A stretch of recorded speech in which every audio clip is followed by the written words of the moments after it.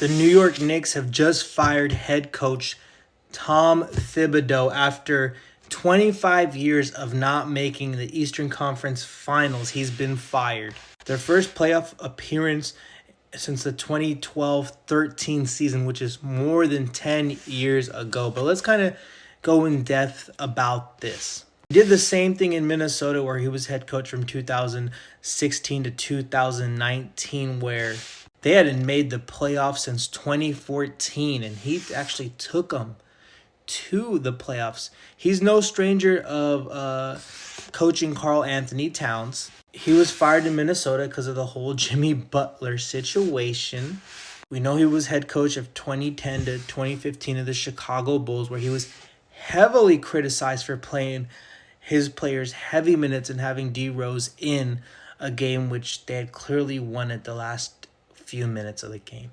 No team that he has left has been in a better situation since he left. Yes, the Wolves have made it to the Western Conference Finals without him, which is big credit to them, even though they were gentlemen swept. But no team he's left has gone on to win a championship. And I'm sure that's the aspirations for the New York Knicks, is we're getting rid of him so we can win a championship. Let's talk about the pros. Let's talk about the cons before I even mention suitable replacements or who they're considering. So I said he's no stranger to coaching Karl Anthony Towns. That's a negative, because we saw Karl Anthony Towns have 4 points and then drop 20 to win them a game against the Pacers.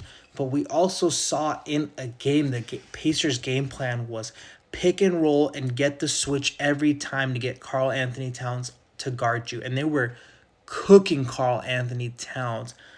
There's not many centers who can guard such talented guards like the Pacers guards. But the problem was they weren't fighting through the switch. It got so bad that Tom Thibodeau's solution was to bench Karl Anthony Towns in the fourth for most of the game. The problem is the game that he didn't do that, he dropped 20 in a row and they won that game.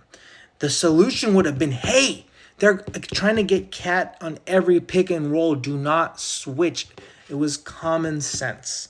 So in terms of X and O, he's not a great head coach. But at the same time, you cannot argue with the success he's had in the league. You also got to mention that he didn't really have a fair shake. The general manager deserves some criticism too, because say what you will say, last year, this team didn't really have a fair shot at it. They had Julius Randle injured for the entire playoffs and OG Anunoby injured. So there wasn't really a fair shake there. I do think the combination they had last year of Randle and Dante DiVincenzo was a better fit. Why is the GM not under scrutiny for giving up multiple first rounds for Mikal Bridges? And then let's talk about replacements.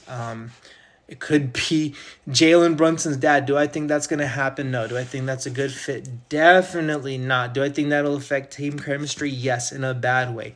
Next option would be Jay Wright, Villanova's head coach. He coached from 2001 to 2022. We haven't really seen a head coach other than one come from college and be successful in the NBA. So do I think Jay Wright? No. Mike Brown's another option. I just don't think his offense is there. I would love to see Mike Malone as head coach of the New York Knicks.